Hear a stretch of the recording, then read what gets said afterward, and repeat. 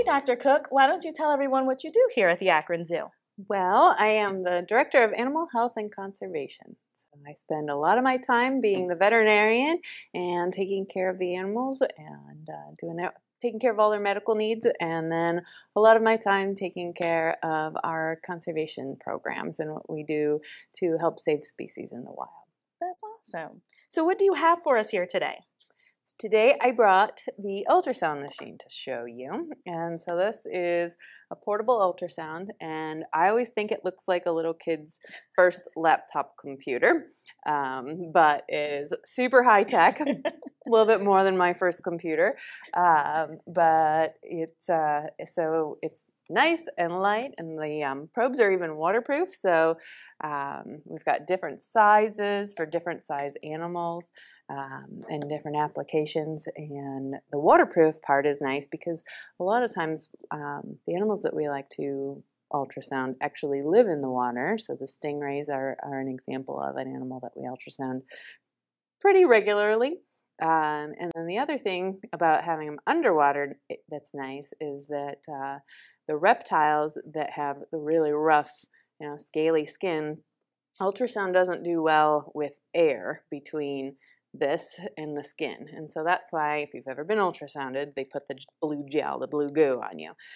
That is to take up all of the air in between this and your skin, and because those scaly skins have lots and lots of air in there, the gel doesn't do that great of a job. But even if they don't live in the water, if they are willing to sit in the water for us and let us ultrasound them underwater, we get a really, really good view of them that way. So why would you use it, or why would an animal here get an ultrasound versus just doing like an X-ray?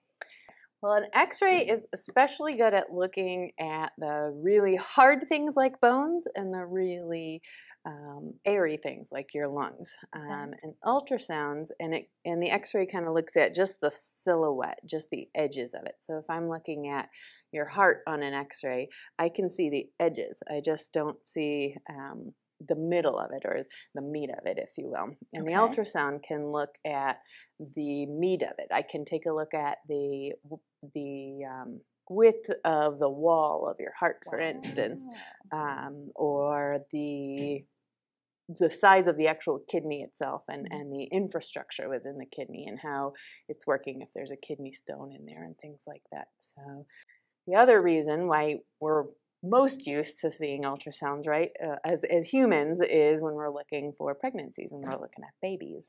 So that's what I brought and pulled up for you today, actually, is this video of when our snow leopard Shanti was pregnant in 2014.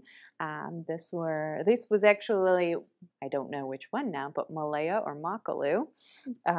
And so what we can see is the cub forming inside of her. We've got the little white dashes up here are actually images of the spine. And then the black circle in here that's kind of constantly moving and pumping is the heart of our little cub that was inside there. So we were actually able to monitor the heart rate and the health of the cubs throughout the pregnancy. That's awesome. So when I go get an X-ray or an ultrasound, I lay down and I sit still. How do you get the animals to do that?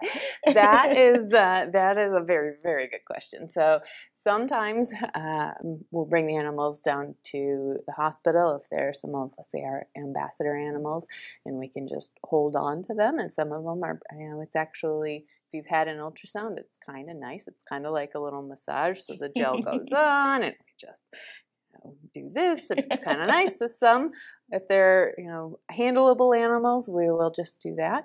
But Shanti, for instance, was actually trained by our animal keepers to sit on a platform that our facilities department built, and it has some holes in it where I can fit, she sits on top of it, and she's behind barrier so that she can't get to me.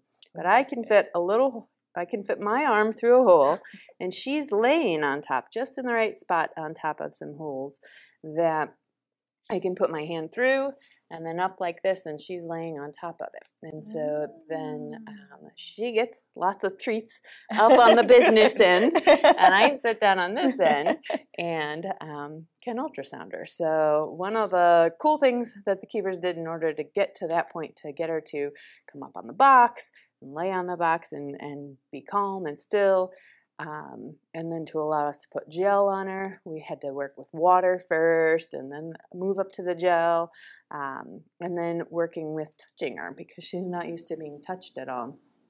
So what they were actually using was a deodorant bottle because it's kind of just like this size, right? So they were just using a deodorant bottle in case anything happened. It was nice and inexpensive. We don't want to break this right away.